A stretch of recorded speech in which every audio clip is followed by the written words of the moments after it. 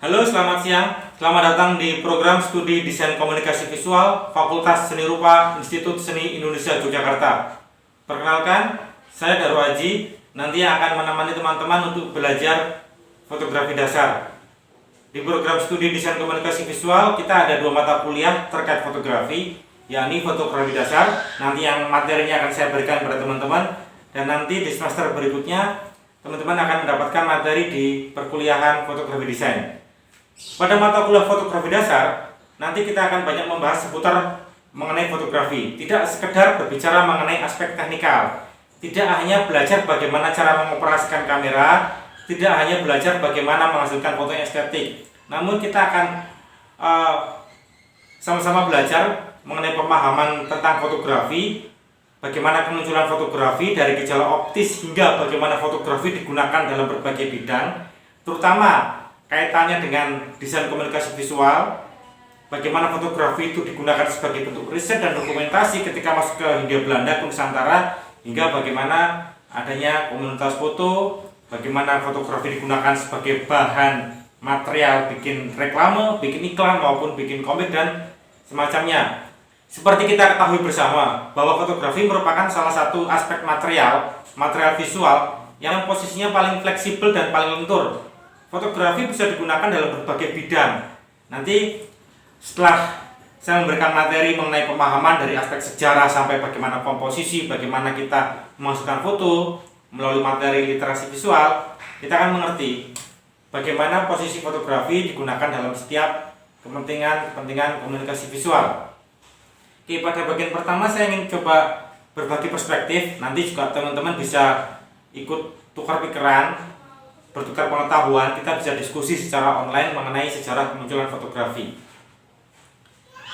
Fotografi muncul sebagai bentuk respon revolusi industri. Jadi ketika teman-teman dulu masa SMA mendapat materi mengenai revolusi industri di Eropa, mengenai bagaimana pabrik-pabrik mulai bermunculan, bagaimana industri, bagaimana bisnis mulai muncul. Nah, fotografi sebagai bentuk respon terhadap munculnya revolusi industri. Jadi ketika industri bisnis mulai berkembang, fotografi juga mulai dipikir dan dirancang agar bisa mempermudah kerja-kerja industri. Maksudnya bagaimana? Jika awalnya kerja-kerja industri dalam reklame, dalam bikin kemasan menggunakan sketsa, menggunakan lukis, gambar dan segala macam, maka kemudian nanti fotografi akan menjadi sebuah alternatif. Karena salah satu keunggulan fotografi adalah ia bisa diproduksi secara massal. Satu kali memotret namun dapat dilipat gandakan menjadi sekian puluh ribu kali, bahkan jutaan kali. Nanti kita juga akan sampai pada fase bagaimana fotografi dan kartu pos bisa menjadi sebuah alat tukar dalam tanda kutip, menjadi alat komunikasi visual antar dua bangsa yang berbeda. Nanti kita akan berbicara antara Indonesia dengan Eropa, dengan Belanda misalnya. Oke, kita mulai dari bagaimana fotografi muncul sebagai bentuk respon terhadap revolusi industri. Ketika revolusi industri mulai bergeliat di Eropa sana, fotografi mulai dipikirkan oleh para ahli, oleh para ilmuwan. Lantas yang menjadi pertanyaan dalam perbincangan awal kita sebenarnya, ketika kita memulai membincangkan fotografi kaitannya dengan sejarahnya, kita bisa mulai dari mana? Apakah mulai dari respon revolusi industri itu sendiri, atau mulai dari bagaimana alat foto pertama kali ditemukan, atau foto pertama yang seperti apa dan digunakan dalam bentuk apa, atau seperti apa?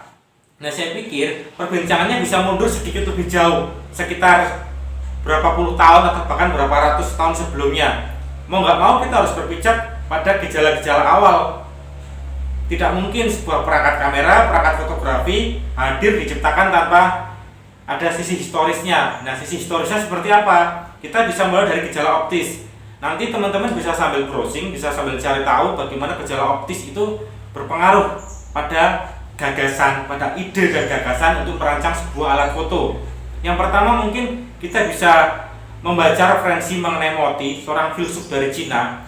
Kita kemudian mengenal sosok Moti sebagai seorang yang pertama kali menyadari adanya gejala optis pada kamera obscura. Nah, apa itu kamera obscura? Nanti akan saya jelaskan di bagian selanjutnya. Yang pertama, pada abad ke-5 sebelum Masehi, seorang filsuf dari Cina, seperti ini orangnya.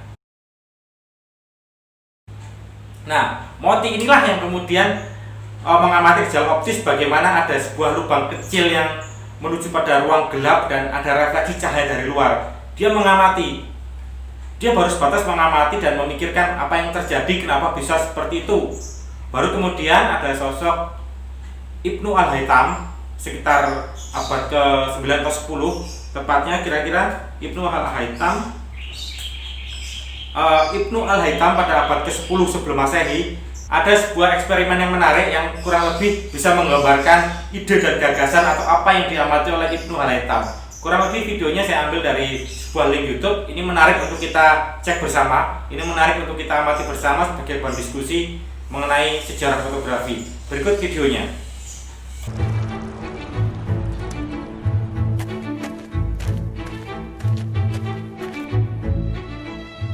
Isaac Newton studied here in Cambridge in the 17th century and is regarded by many as the father of optics.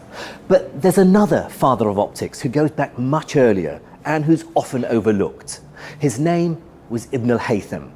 Born in the 10th century, he's probably my favourite scholar of the Golden Age because, like me, he's a physicist. Born in Basra, Ibn al-Haytham excelled at optics, maths, astronomy and much more. As a young man, the prodigious Ibn al-Haytham travelled to Cairo. The story goes that he was invited to Egypt after he promised the ruling caliph there that he could stop the Nile from flooding by building a dam.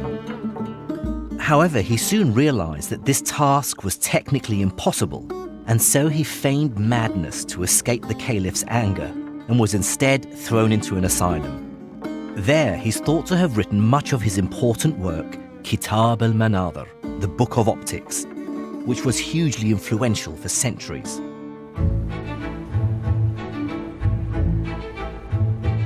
Mehdi al-Haddad is an Iraqi engineer at Cambridge University. Together, we're going to recreate one of Ibn al-Haytham's most famous experiments, the camera obscura. We found this room for you. Tell us what you think. Very, very nice. What's the view like? We have this tower. Okay, I think that clock tower will be perfect. All we need to do is black out the windows and get the screen in place. Yep. The camera obscura is essentially a giant pinhole camera, the size of a room so that we can stand inside it. Although the idea of the camera obscura was known about previously, Ibn al-Haytham's account is the earliest to mathematically explain how it works. He used it as proof that light travels in a straight line. Okay, I just now need to make a hole. So if you get the screen, right.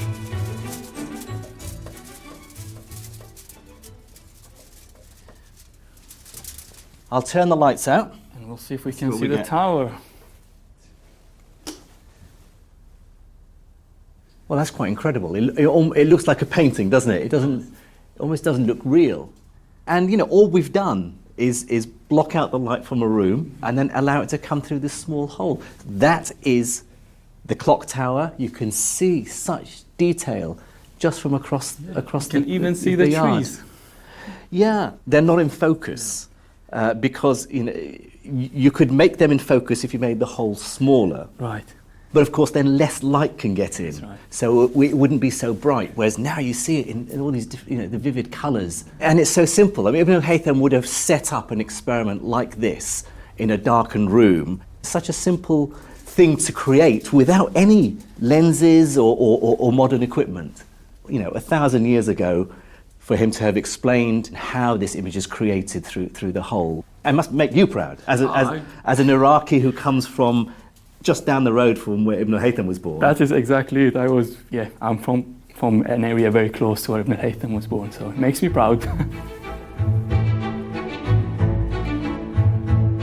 Ibn al-Haytham's explanation of the camera obscura helped us understand how vision works. The eye is itself a camera obscura.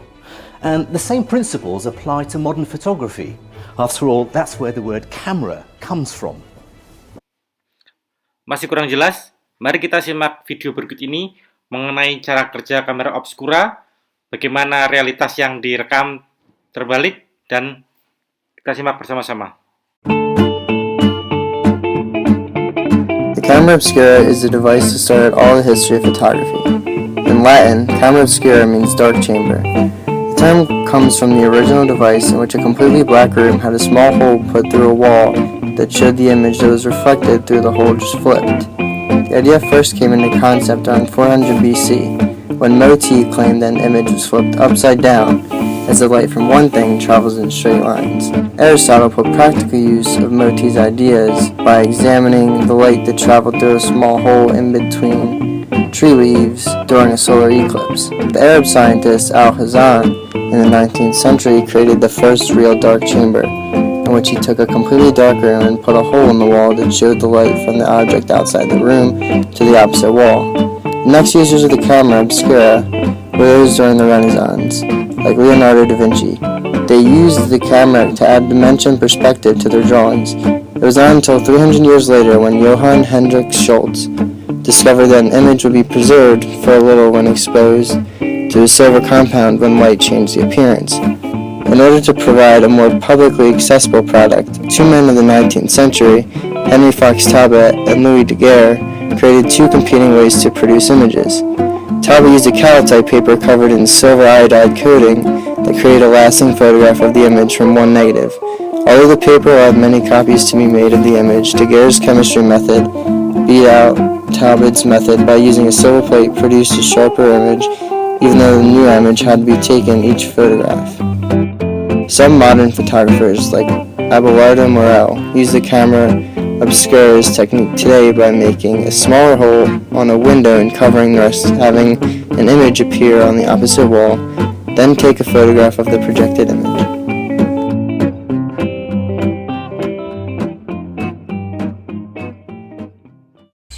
Oke, berikutnya gejala-gejala optis itu berhasil diamati oleh dua sosok yang perlu kita catat antara Moti dan Ibnu Al-Haytham. Meskipun di dua nama itu masih ada beberapa nama lain, nanti teman-teman bisa mencari sendiri. Berikutnya setelah gejala optis, pada sekitar tahun 1515 seorang Leonardo da Vinci mulai melakukan sketsa, membuat sketsa terhadap kamera obscura. Jadi apa yang dipikirkan oleh para ilmuwan dan filsuf di masa sebelumnya, si Leonardo ini mulai mensketsa, mencoba memvisualkan, memulai bikin komunikasi visualnya dari yang tekstual, sebuah ide gagasan, sebuah bentuk laporan dari Ibnu Al-Haytham tentang amatannya tersebut, kemudian direspon. Setelah sekian tahun setelahnya, Leonardo da Vinci membuat sketsa. Seperti apa sih kira-kira bentuk kamera obscura ketika disketsa? Seperti ini gambarnya.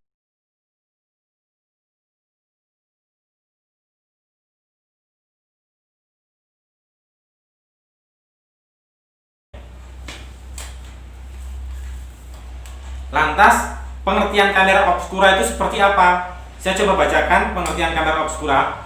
Kamera obscura merupakan suatu alat berbentuk ruang gelap. Sebuah ruang gelap, dia bentuknya bisa berupa kubus, bisa berupa apapun itu, kamar mungkin, yang penting dia gelap dan kedap cahaya. Dengan salah satu sisinya ada lubang kecil yang berfungsi sebagai untuk jalan masuk cahaya.